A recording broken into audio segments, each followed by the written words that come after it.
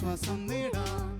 ഹൃത്തിനുള്ളിൽ ജീവൻ നൽകും വചനം, തിരുവചനം. പിതാവിൻ്റെയും പുത്രൻ്റെയും പരിശുദ്ധാത്മാവിൻ്റെയും നാമത്തിൽ ആമേൻ. പിതാവും പുത്രനും പരിശുദ്ധാത്മാവുമായ ത്രിയേക ദൈവമേ, അങ്ങയുടെ പരിശുദ്ധമായ സാന്നിധ്യം ഞങ്ങൾ ഏറ്റുപറഞ്ഞ് അങ്ങേ ആരാധിക്കുന്നു. അങ്ങയുടെ വചനം ശ്രവിക്കാനായി തിരുസന്നിധിയിൽ കാതോർത്തിരിക്കുന്ന അങ്ങേ പ്രിയദാസരെ അനുഗ്രഹിക്കണമേ. അങ്ങയുടെ വചനങ്ങളുടെ ചുരുളഴിയുമ്പോൾ അത് പ്രകാശം പരത്തുന്നു, എളിയവർക്ക് അത് അറിവ് പകരുന്നു. കർത്താവ്, അങ്ങയുടെ വചനം ഞങ്ങളുടെ ജീവിതത്തിലേക്ക് അയക്കണമേ. ഞങ്ങളുടെ ഹൃദയത്തിൽ ഞങ്ങളുടെ ജ്ഞാനത്തിൻ്റെ പ്രകാശങ്ങൾ സമൃദ്ധമായി ചൊരിയപ്പെടട്ടെ. അവിടുത്തെ വചനത്തിൻ്റെ ശക്തിയാൽ ഞങ്ങളുടെ ജീവിതം പ്രകാശമാനമാകട്ടെ.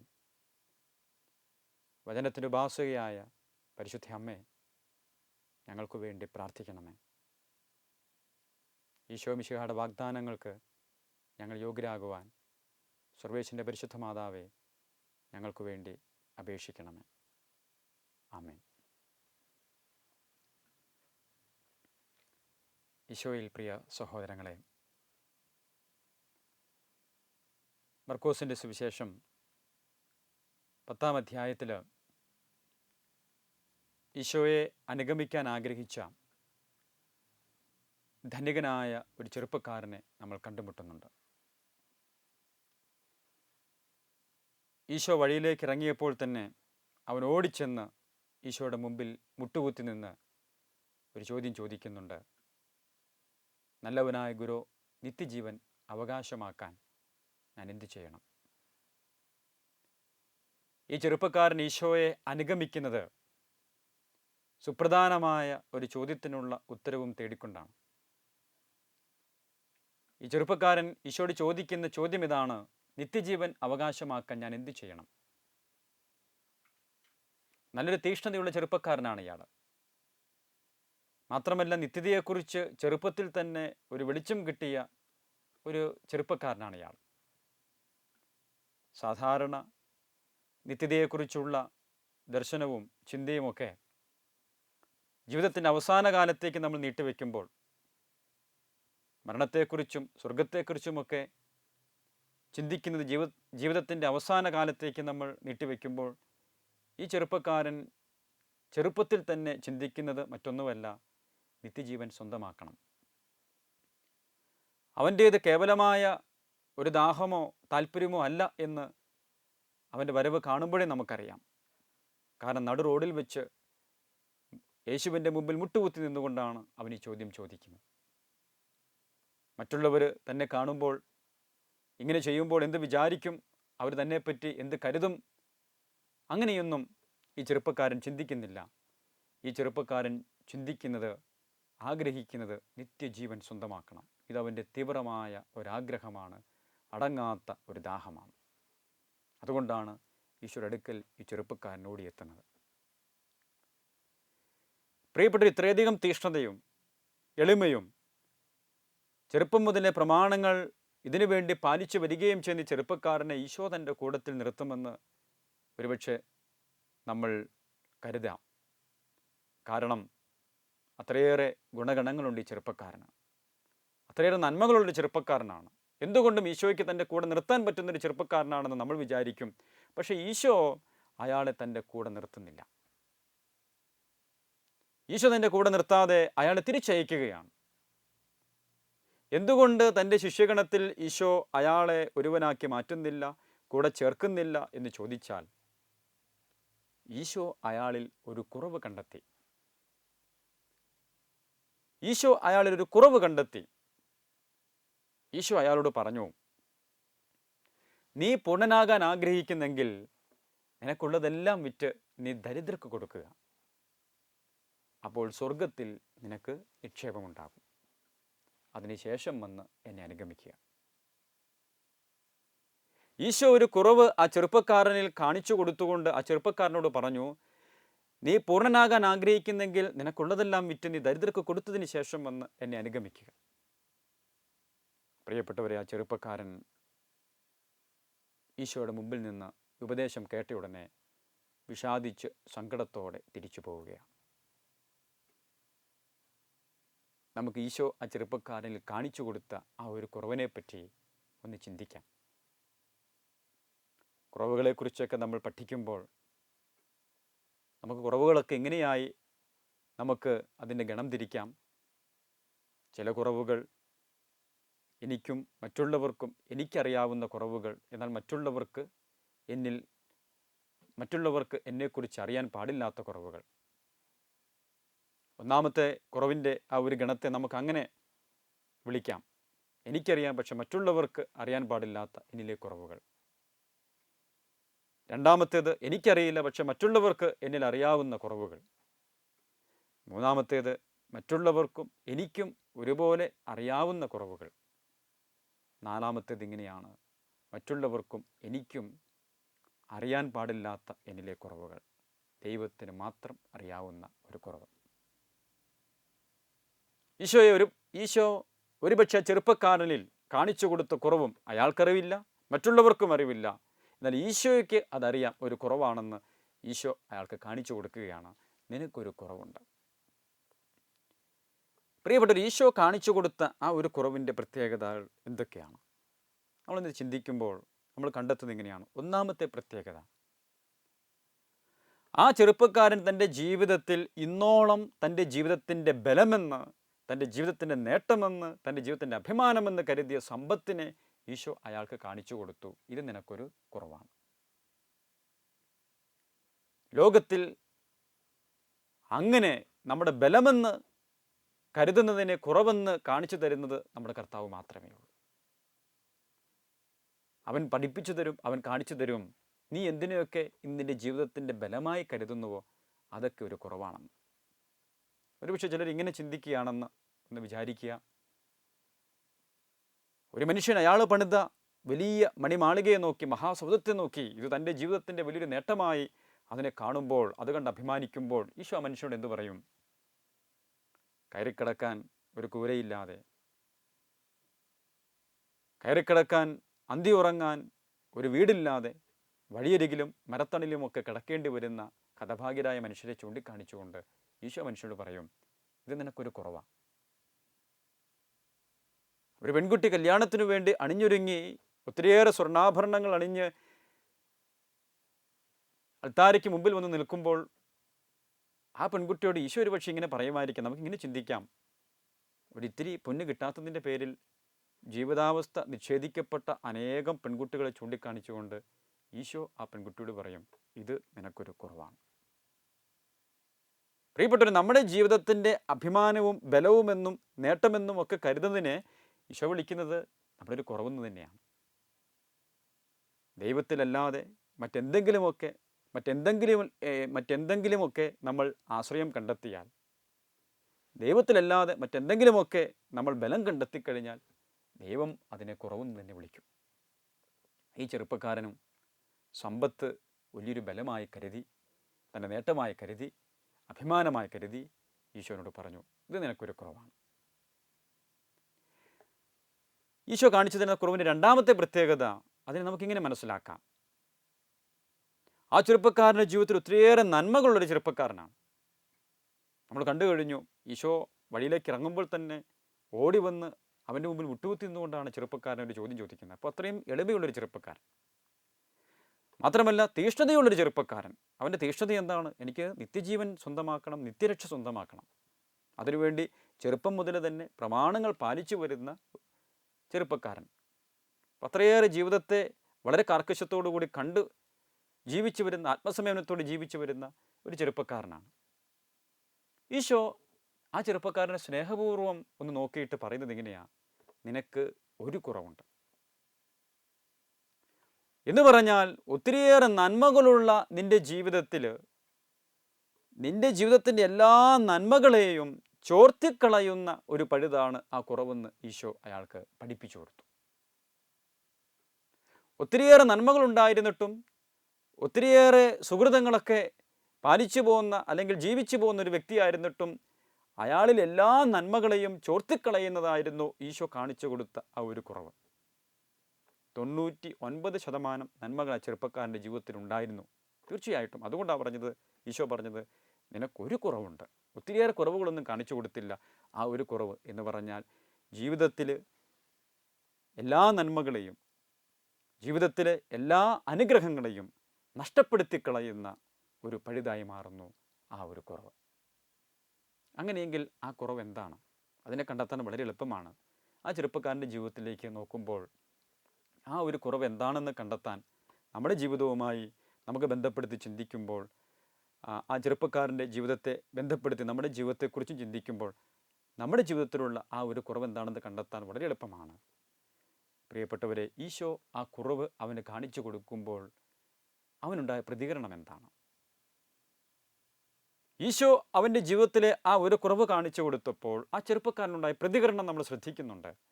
ആ പ്രതികരണം ഇങ്ങനെയാണ്: ഈശോയുടെ അടുക്കിലേക്ക് നിത്യജീവൻ സ്വന്തമാക്കണമെന്ന ആഗ്രഹവുമായി ഓടിയെടുത്ത ആ ചെറുപ്പക്കാരൻ ഈശോയുടെ ഉപദേശം കേട്ട മാത്രയിൽ വിഷാദിച്ച് സങ്കടത്തോടെ, ദുഃഖത്തോടെ ഈശോയുടെ അടുക്കൽ നിന്ന് തിരിച്ചു പോവുകയാണ്. പ്രിയപ്പെട്ടവർ, അപ്പോൾ എന്താണ് ആ കുറവ്? ഈശോയുടെ ഉപദേശം കേട്ട ഉടനെ ആ ചെറുപ്പക്കാരൻ വിഷാദത്തോടെ, സങ്കടത്തോടെ, ദുഃഖത്തോടെ തിരിച്ചു പോകുന്നെങ്കിൽ ആ കുറവ് എന്താണെന്ന് മനസ്സിലാക്കാൻ വളരെ എളുപ്പമാണ്. നിന്റെ ജീവിതത്തിൽ ഇന്ന് എന്തിനെ ഉപേക്ഷിക്കാൻ ഈശോ കാണിച്ചു തരുന്നുണ്ടോ, പഠിപ്പിച്ചു തരുന്നുണ്ടോ? അപ്പോൾ നിന്റെ മനസ്സിൽ ദുഃഖമുണ്ടാകുന്നുണ്ടോ, അല്ലെങ്കിൽ നിന്റെ ജീവിതത്തിൽ നിരാശയുണ്ടാകുന്നുണ്ടോ, സങ്കടമുണ്ടാകുന്നുണ്ടോ? അതാണ് ഈശോ കാണിച്ചു തരുന്ന ആ ഒരു കുറവ്. നമ്മൾ കാണുന്നത് എങ്ങനെയാണ്? തീഷ്ണതയോടെ ഈശോയുടെ അടുക്കലേക്ക് ഓടി വന്ന ചെറുപ്പക്കാരൻ വിഷാദത്തോടെ, സങ്കടത്തോടെ തിരിച്ചു പോവുകയാണ്. നമ്മൾ തിരുവചനങ്ങൾ വായിക്കുമ്പോൾ ഈശോയുടെ അടുക്കൽ വന്നിട്ട് ഒന്നും കിട്ടാതെ തിരിച്ചു പോകുന്ന ഒരേ ഒരു കഥാപാത്രത്തെ മാത്രമേ നമ്മൾ കണ്ടുമുട്ടുന്നുള്ളൂ. അത് മറ്റാരുമല്ല, അത് ചെറുപ്പക്കാരനാണ്. ഈശോയുടെ അടുക്കൽ വന്നിട്ട് എല്ലാവരും സന്തോഷത്തോടെ കടന്നു പോകുമ്പോൾ ഈ ഒരു ചെറുപ്പക്കാരൻ അവൻ തിരിച്ചു പോകുന്നത് വളരെ ദുഃഖത്തോടെയാണ്, സങ്കടത്തോടെയാണ്, വിഷാദത്തോടെയാണ് അവന് തിരിച്ചു പോകേണ്ടി വന്നത്. എന്ന് പറഞ്ഞാൽ ഈശോ ഒരു കുറവ് കാണിച്ചു കൊടുത്തപ്പോൾ ആ കുറവിനെ ഉപേക്ഷിക്കാൻ അവന് പറ്റില്ലായിരുന്നു. മുമ്പിൽ ഈശോയും പിറകിൽ സമ്പത്തും നിൽക്കുമ്പോൾ യേശുവിനെ പ്രതി ആ സമ്പത്തിനെ ഉപേക്ഷിക്കാൻ പറ്റില്ലാതെ വന്നു എന്നതാണ് അവൻ്റെ ജീവിതത്തിലെ ആ ഒരു കുറവ്. എന്ന് പറഞ്ഞാൽ ആ സമ്പത്തിനോട് അവന് ആസക്തി ഉണ്ടായിരുന്നു. ആ സമ്പത്ത് അവനെ അടിമപ്പെടുത്തിയിരുന്നു. അതല്ലേ നമ്മൾ മനസ്സിലാക്കേണ്ടത്? സമ്പത്ത് ഒരടിമത്തമായി അവൻ്റെ ജീവിതത്തിൽ വന്നില്ലായിരുന്നെങ്കിൽ, ആ സമ്പത്ത് ഒരു ആസക്തിയായി അവൻ്റെ ജീവിതത്തിൽ വന്നില്ലായിരുന്നെങ്കിൽ തീർച്ചയായിട്ടും അവനതിനെ ഉപേക്ഷിക്കാമായിരുന്നു. ഇന്ന് അതൊരാസക്തിയായി മാറി. ഇന്ന് അവനെ അതൊരടിമത്തത്തിലാക്കി. അവന് ഉപേക്ഷിക്കാൻ പറ്റുന്നില്ല. സങ്കടത്തോടെ അവന് തിരിച്ചു പോകേണ്ടി വന്നു. പ്രിയപ്പെട്ടവരെ, നമ്മുടെയൊക്കെ ജീവിതത്തിൽ ഇങ്ങനെയൊരു കുറവുണ്ട്. ആ കുറവിനെ മനസ്സിലാക്കാൻ വളരെ എളുപ്പമാണ്. ഇന്ന് എന്തിനോട് എനിക്ക് ആസക്തിയുണ്ടോ, എന്തിനെ ഉപേക്ഷിക്കാൻ ഇന്ന് എൻ്റെ മനസ്സ് മടിക്കുന്നുണ്ടോ, എന്തിനുപേക്ഷിക്കാൻ ഒരുപക്ഷെ ആവശ്യപ്പെടുമ്പോൾ എൻ്റെ ജീവിതത്തിൽ ദുഃഖമുണ്ടാകുന്നുണ്ടോ, നിരാശ ഉണ്ടാകുന്നുണ്ടോ, ആ ഒരു മേഖലയാണ് എൻ്റെ ജീവിതത്തിലെ സകല അനുഗ്രഹങ്ങളെയും നഷ്ടപ്പെടുത്തി കളയുന്ന ആ ഒരു കുറവ്. ആ ദൈവം ഇന്ന് കാണിച്ചു തരുന്നുണ്ട്. നമ്മുടെയൊക്കെ ജീവിതത്തിൽ, നമ്മുടെയൊക്കെ വ്യക്തി ജീവിതങ്ങളിൽ, കുടുംബജീവിതത്തിൽ, ശുശ്രൂഷാ മേഖലകളിൽ ദൈവം തരേണ്ട എല്ലാ അനുഗ്രഹങ്ങളെയും ചോർത്തിക്കളയുന്ന ആ ഒരു പഴുതാണ് ആ ഒരു കുറവ്. ഇംഗ്ലീഷ് സാഹിത്യം പഠിക്കുമ്പോൾ പരിചിതമായൊരു പദമുണ്ട്, ആൻ അക്കില്ലസ് ഹീൽ എന്നൊരു പദം. അക്കില്ലസ് ഹീൽ എന്നൊരു പദത്തെ വ്യാഖ്യാനിച്ചിരിക്കുന്നത് ഇങ്ങനെയാണ്. ഒരു ഗ്രീക്ക് പുരാണവുമായി ബന്ധപ്പെട്ട്, ഗ്രീക്ക് പുരാണത്തിലെ ഒരു കഥാപാത്രവുമായിട്ട് ബന്ധപ്പെടുത്തിയാണ്. ഗ്രീക്ക് പുരാണത്തിലെ ഒരു കഥാപാത്രമാണ് അക്കില്ലസ്. അക്കില്ലസ് വളരെ നല്ലൊരു യോദ്ധാവായിരുന്നു, ഒരു മല്ലനായ ഒരു മനുഷ്യനായിരുന്നു. ഈ അക്കില്ലസ് വളരെ ചെറുപ്പമായിരിക്കുമ്പോൾ, കുഞ്ഞായിരിക്കുമ്പോൾ തന്നെ അക്കില്ലസിനെ കുറിച്ചൊരു കേൾവിയുണ്ടായി, ഒരു പ്രവചനമുണ്ടായി. ഈ കൊച്ചിന് അധികം നാളത്തെ ആയുസ്സുണ്ടാകില്ല, ഈ കൊച്ച് അധികം നാൾ ജീവിച്ചിരിക്കില്ല, ഒരു അകാല മരണം ഈ കൊച്ചിന് പിടിപെടും. ഇത് കേൾക്കുന്ന മാത്രയിൽ അവനെ സ്നേഹിച്ച അവൻ്റെ അമ്മ ഈ കുഞ്ഞിനെയും എടുത്തുകൊണ്ട് അവിടെ അടുത്തുള്ളൊരു നദിയിലേക്ക് ഓടുകയാണ്. സ്റ്റൈക്സ് എന്ന് പറയുന്ന ഒരു നദി. ആ നദിയിലെ വെള്ളത്തിനൊരു മാജിക്കൽ പവറുണ്ട്, ഒരു ശക്തിയുണ്ട്, ഒരു മാന്ത്രിക ശക്തിയുണ്ട്.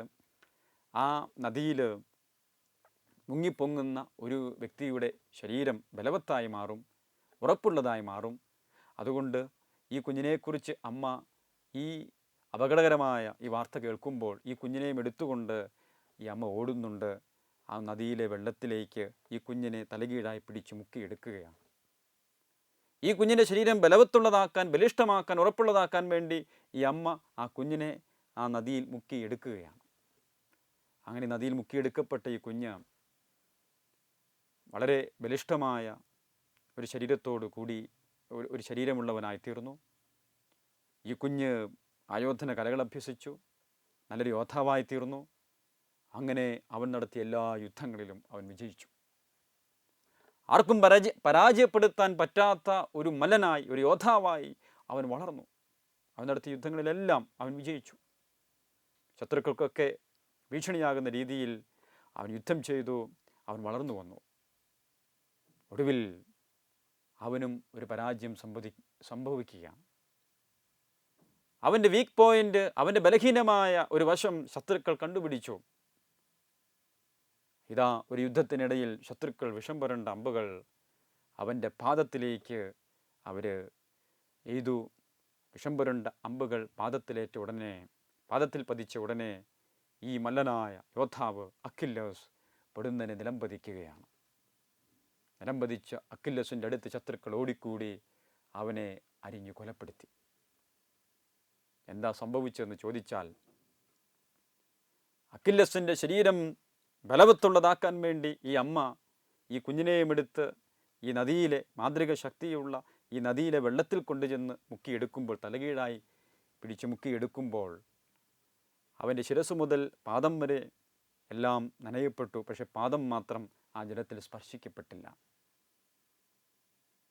അവൻ്റെ ശരീരത്തിലെ ആ പാദം മാത്രം ഏറ്റവും ബലഹീനമായ ഒരിടമായി അവശേഷിച്ചു. ബാക്കി ശരീരത്തിൻ്റെ എല്ലാ ഭാഗങ്ങളും ബലിഷ്ഠമായി തീർന്നു, ഉറപ്പുള്ളതായിത്തീർന്നു. പക്ഷെ ശരീരത്തിൻ്റെ ആ പാദം മാത്രം ആ ശരീരത്തിലെ ഏറ്റവും വീക്കായിട്ടുള്ള, ഏറ്റവും വൾനറബിളായിട്ടുള്ള ഒരു ഭാഗമായി അവശേഷിച്ചു. ശത്രുക്കൾ അത് കണ്ടെത്തി ആ പാദത്തിലേക്ക് വിഷം പുരണ്ട അമ്പുകളെയ്ത് അവനെ പരാജയപ്പെടുത്തുകയാണ്. അഖില്ലസ് ഹീൽ എന്നൊരു വാക്കുപയോഗിക്കുമ്പോൾ അതിൻ്റെ അർത്ഥം ഇതാണ്: ഒരു വ്യക്തിയുടെ ജീവിതത്തിലെ അപകടകരമായ ഒരു ബലഹീനത, മാരകമായ ഒരു ബലഹീനത, ആ വ്യക്തിയുടെ ജീവിതത്തിലേക്ക് വരേണ്ട എല്ലാ അനുഗ്രഹങ്ങളെയും നഷ്ടപ്പെടുത്തി കളയുന്ന അപകടകരമായ ഒരു ബലഹീനത. പ്രിയപ്പെട്ട ദൈവമക്കളെ, നമ്മൾ ഈ വചനം ശ്രവിക്കുമ്പോൾ ഈ ധനികനായ ചെറുപ്പക്കാരൻ്റെ ജീവിതവുമായി ബന്ധപ്പെടുത്തി ചിന്തിക്കുമ്പോൾ ഈശോ പറഞ്ഞു, ധനികനായ ചെറുപ്പക്കാരനോട് നിനക്കൊരു കുറവുണ്ട്. ആ ഒരു കുറവിലൂടെയാണ് അയാളുടെ ജീവിതത്തിലേക്ക് വരേണ്ട എല്ലാ നന്മകളും നഷ്ടപ്പെട്ടു പോയത്. അങ്ങനെയെങ്കിൽ എൻ്റെയും നിങ്ങളുടെയും ജീവിതത്തിൽ ഇതുപോലെ ഒരു കുറവുണ്ട്, ഒരാസക്തിയുടെ മേഖല, ഒരടിമത്തത്തിൻ്റെ മേഖല. അതിലൂടെയാണ് നമ്മുടെ ജീവിതത്തിലേക്ക് വരേണ്ട എല്ലാ അനുഗ്രഹങ്ങളും നഷ്ടപ്പെട്ടു പോകുന്നത്. ആത്മീയപിതാക്കന്മാർ പറയും, ആത്മീയ ജീവിതത്തിലെ ഏറ്റവും വലിയ പരാജയം എന്നുള്ളത് പെട്ടെന്നുണ്ടാകുന്ന വീഴ്ചകളോ പെട്ടെന്നുണ്ടാകുന്ന പരാജയങ്ങളോ ഒന്നുമല്ല. ആത്മീയ ജീവിതത്തിൽ ഏറ്റവും പ്രധാനപ്പെട്ട പ്രശ്നമെന്നുള്ളത് പെട്ടെന്നുണ്ടാകുന്ന പരാജയങ്ങളോ വീഴ്ചകളോ ഒന്നുമല്ല. മറിച്ച് നമ്മുടെ ആസക്തികളാണ് ആത്മീയ ജീവിതത്തിന് ഏറ്റവും കൂടുതൽ അപകടം പിടിച്ചതെന്ന് ആത്മീയപിതാക്കന്മാർ പറയാറുണ്ട്. ആസക്തി എന്ന് പറഞ്ഞാൽ നമുക്കറിയാം, അതിൻ്റെ വ്യാപ്തി വലുതാണ്, അത് അടിമപ്പെടുത്തുന്നതാണ്. നമുക്ക് ഉപേക്ഷിക്കാൻ പറ്റാത്ത രീതിയിൽ നമ്മൾ അറ്റാച്ച്ഡ് ആയിട്ടുള്ള ഒരു മേഖലയാണ്. പ്രിയപ്പെട്ടവരെ, ആ ഒരു മേഖലയിലൂടെയാണ് നമ്മുടെ ജീവിതത്തിൽ ലഭിക്കേണ്ട എല്ലാ അനുഗ്രഹങ്ങളും നഷ്ടപ്പെട്ടു പോകുന്നത്. ആസക്തികൾ നമ്മളെ അടിമപ്പെടുത്തുന്നു. യോഹന്നാന്റെ സുവിശേഷം 8-ാം അധ്യായം 34-ാം തിരുവചനം ഈശോ പറഞ്ഞു, പാപം ചെയ്യുന്നവൻ പാപത്തിൻ്റെ അടിമയാണ്.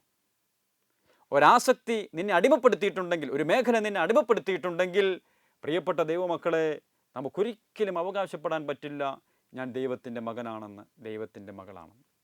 കാരണം എന്താ?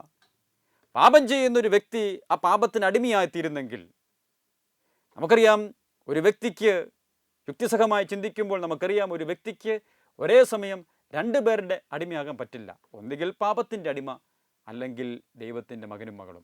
ദൈവത്തിൻ്റെ മകനും മകളുമായി ഒരു വ്യക്തി മാറണമെങ്കിൽ പാപത്തിൻ്റെ അടിമത്തം ഉപേക്ഷിച്ചേ പറ്റൂ.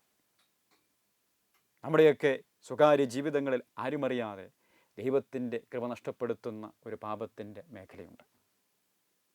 ഇന്ന് അത് കണ്ടെത്തുക, അവിടെ ഒരു മാറ്റം വരുത്താൻ നമ്മൾ ആദ്യമേ ശ്രമിക്കുക, ആ പഴുതടയ്ക്കുക.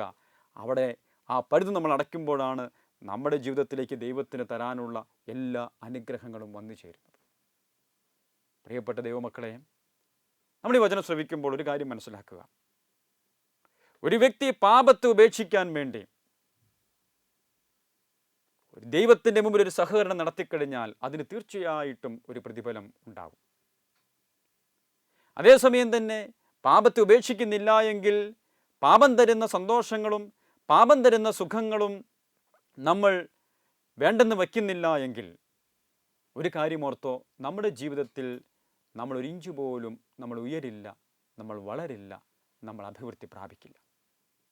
സത്യമാണത്. പാപത്തെ ഉപേക്ഷിക്കാൻ വേണ്ടി ഒരു വ്യക്തി ദൈവത്തിൻ്റെ മുമ്പിൽ എന്ന സഹകരണം നടത്തുമ്പോൾ ദൈവം ആ വ്യക്തിയുടെ ജീവിതത്തിൽ വർഷിക്കാൻ ആഗ്രഹിക്കുന്ന അനുഗ്രഹത്തിൻ്റെ വലിയ സാധ്യതകൾ തുറക്കപ്പെടും. ഇന്നു മുതൽ നമ്മുടെ ജീവിതത്തെ ഒന്ന് പരീക്ഷിച്ച് നോക്കിക്കോ. നമ്മുടെ ജീവിതത്തിൽ ഏതെങ്കിലും ഒരു പാപമേഖലയെ മാറ്റാൻ വേണ്ടി നമ്മുടെ ദൈവത്തിൻ്റെ മുമ്പിൽ സഹകരണം നടത്തുമ്പോൾ, ആ പാപ സാഹചര്യങ്ങളിൽ അകന്ന് ജീവിക്കുമ്പോൾ, ആ പാപകരമായ സാഹചര്യങ്ങളിൽ നിന്ന് നമ്മളൊരു അകലം പാലിക്കുമ്പോൾ, പ്രിയപ്പെട്ടവരെ, ദൈവം നമ്മുടെ ജീവിതത്തിൽ തരാൻ ആഗ്രഹിക്കുന്ന അനുഗ്രഹത്തിൻ്റെ വലിയ സാധ്യതകൾ തുറക്കപ്പെടുന്നത് നമ്മൾ കാണും. യെശയ്യാ പ്രവചനം 59-ാം അധ്യായം 1-2 തിരുവചനങ്ങൾ നമ്മൾ കാണുന്നുണ്ട്. രക്ഷിക്കാനാവാത്ത വിധം കർത്താവിൻ്റെ കരം കുറുകിപ്പോയിട്ടില്ല, കേൾക്കാനാവാത്ത വിധം അവിടുത്തെ കാതുകൾക്ക് മാന്യം സംഭവിച്ചിട്ടില്ല. എന്നാൽ നിന്റെ അകൃത്യങ്ങൾ എന്നെയും നിന്നെയും തമ്മിൽ അകറ്റിയിരിക്കുന്നു, നിന്റെ പാപങ്ങൾ എൻ്റെ മുഖം നിന്നിൽ നിന്ന് മറച്ചിരിക്കുന്നു. ആകയാൽ നീ പ്രാർത്ഥിച്ചാലും നിന്റെ പ്രാർത്ഥന കേൾക്കുന്നില്ല. വചനത്തിൻ്റെ ആദ്യ ഭാഗം ഇങ്ങനെയല്ലേ? രക്ഷിക്കാനാവാത്ത വിധം കർത്താവിൻ്റെ കരം കുറുകിപ്പോയിട്ടില്ല, കേൾക്കാനാവാത്ത വിധം കർത്താവിൻ്റെ കാതുകൾക്ക് മാന്യം സംഭവിച്ചിട്ടില്ല. അതിൻ്റെ അർത്ഥം എന്താണ്? എൻ്റെ പ്രാർത്ഥനകൾക്ക് കർത്താവിന് ഉത്തരം നൽകാൻ പറ്റും. അവിടുത്തേക്ക് എന്നെ രക്ഷിക്കാൻ അവിടുത്തെ കരത്തിന് ബലമുണ്ട്, ശക്തിയുണ്ട്, അവിടുത്തേക്ക് ഇതെല്ലാം സാധ്യമാണെന്ന് പറഞ്ഞിട്ട് വചനത്തിൻ്റെ 2-ാം ഭാഗത്തിൽ എഴുതി വച്ചിരിക്കുന്നത്, എന്നാൽ നിന്റെ അകൃത്യങ്ങൾ എന്നെയും നിന്നെയും തമ്മിൽ അകറ്റിയിരിക്കുന്നു, നിന്റെ പാപങ്ങൾ എൻ്റെ മുഖം നിന്നിൽ നിന്ന് മറച്ചിരിക്കുന്നു. പ്രിയപ്പെട്ടവരെ, ദൈവം നമ്മളെ അനുഗ്രഹിക്കാത്തത് കൊണ്ടല്ല, ദൈവം നമ്മുടെ പ്രാർത്ഥന കേൾക്കാത്തത് കൊണ്ടല്ല, മറിച്ച് നമ്മുടെ പാപം ദൈവത്തിനും എനിക്കും മധ്യേ ഒരു മറയായി നിൽക്കുന്നത് കൊണ്ട് ദൈവത്തിൻ്റെ അനുഗ്രഹം എൻ്റെ ജീവിതത്തിലേക്ക് ഒഴുകിയെത്തുന്നില്ല. അതുകൊണ്ട് ഇന്ന് ആ ചെറുപ്പക്കാരൻ്റെ ജീവിതവുമായി ബന്ധപ്പെടുത്തി ചിന്തിക്കുമ്പോൾ ആ ചെറുപ്പക്കാരനെ കുറിച്ച് നമുക്ക് അഭിമാനിക്കാൻ എത്രയേറെ കാര്യങ്ങളുണ്ടായിരുന്നു. അവനൊരു ദൈവ ഹിതപ്രകാരം ജീവിക്കാൻ വേണ്ടി എത്രയേറെ കാര്യങ്ങൾ നിഷ്കർഷയോടെ ചെയ്തു വന്നവനാണ്. പക്ഷേ അവൻ്റെ ജീവിതത്തിൽ ഒരു കുറവ് സംഭവിച്ചു, ഒരു കുറവ് വന്നു, ഒരു പഴുതുണ്ടായി. ആ പഴുതിലൂടെ അവൻ്റെ ജീവിതത്തിലേക്ക് ഇവരുടെ എല്ലാ അനുഗ്രഹങ്ങളും നഷ്ടപ്പെട്ടു പോയി. നമ്മുടെ ജീവിതത്തിലും ഇതുപോലൊരു പഴുതുണ്ട്. ദൈവം തരേണ്ട അനുഗ്രഹങ്ങൾ നഷ്ടപ്പെടുത്തുന്ന ഒരു പഴുത്. ഒരുപക്ഷെ മദ്യപാനത്തിൻ്റെ ഒരു ബന്ധനമാകാം, ലഹരി വസ്തുക്കളുടെ ഒരു ഉപയോഗമാകാം, ജഡികമായ പാപങ്ങളുടെ ഒരു മേഖലയായിരിക്കാം, അമിതമായ ഒരു ഭക്ഷണപ്രിയമായിരിക്കാം. എന്തു തന്നെയാണെങ്കിലും ഓരോരുത്തരുടെയും ജീവിതത്തിലുണ്ട് ദൈവം തരേണ്ട അനുഗ്രഹങ്ങൾ നഷ്ടപ്പെടുത്തുന്നൊരു കുറവ്. ആ കുറവിനെക്കുറിച്ച് ഒന്ന് ചിന്തിക്കുക. ആ കുറവിൻ്റെ മേഖലയിൽ ഒരു മാറ്റം വരുത്താൻ നീ ആത്മാർത്ഥമായി ശ്രമിക്കുക, സഹകരിക്കുക. അവിടെ ദൈവം തരാൻ ആഗ്രഹിക്കുന്ന അനുഗ്രഹത്തിൻ്റെ വലിയ സാധ്യതകൾ തുറക്കപ്പെടുന്നത് നമ്മൾ കാണും. നമുക്ക് ദൈവസന്നിധിയിലിരുന്ന് പ്രാർത്ഥിക്കാം. കർത്താവേ, അങ്ങയുടെ ആത്മാവിനെ ഞങ്ങളിലേക്ക് അയക്കണമേ. ഞങ്ങളുടെ പാപങ്ങൾ, ഞങ്ങളെ അടിമപ്പെടുത്തുന്ന ബന്ധനങ്ങളുടെ മേഖലകൾ, ആസക്തികളുടെ മേഖലകൾ, അവിടെ ഒരു മാറ്റം വരുത്താൻ ഞങ്ങൾക്ക് കൃപ നൽകണമേ. നീ തരേണ്ട എല്ലാ നന്മകളെയും ഞങ്ങളുടെ ജീവിതത്തിൽ നിഷ്പ്രഭമാക്കുന്ന, ചോർത്തിക്കളയുന്ന ആ ഒരു കുറവിനെ കണ്ടെത്താൻ നീ പഠിപ്പിക്കണമേ. പാപമാണ് ഞങ്ങളുടെ ജീവിതത്തിലേക്ക് വരേണ്ട എല്ലാ അനുഗ്രഹങ്ങളെയും നഷ്ടപ്പെടുത്തുന്നത്. പാപത്തെ ഉപേക്ഷിച്ച് അങ്ങയുടെ പ്രിയ പൈതലായി ജീവിക്കാനുള്ള കൃപ പരിശുദ്ധാത്മാവിനെ അയച്ച് ഞങ്ങൾക്ക് നൽകിയാലും ഈ വചനം ശ്രവിക്കുന്ന എല്ലാ മക്കളെയും അവിടുന്ന് അനുഗ്രഹിക്കണമേ. പാപത്തെ ഉപേക്ഷിക്കാൻ, പാപകരമായ മാർഗങ്ങളോട് അകലം പാലിക്കാൻ എല്ലാവരെയും അവിടുന്ന് അനുഗ്രഹിച്ചാലും ആശീർവദിച്ചാലും പാപികളുടെ സങ്കേതമായ പരിശുദ്ധ അമ്മേ, ഞങ്ങൾക്ക് വേണ്ടി പ്രാർത്ഥിക്കണമേ. നിത്യം പിതാവും പുത്രനും പരിശുദ്ധാത്മാവുമായ സർവേശ്വര എന്നേക്കും ആമേൻ.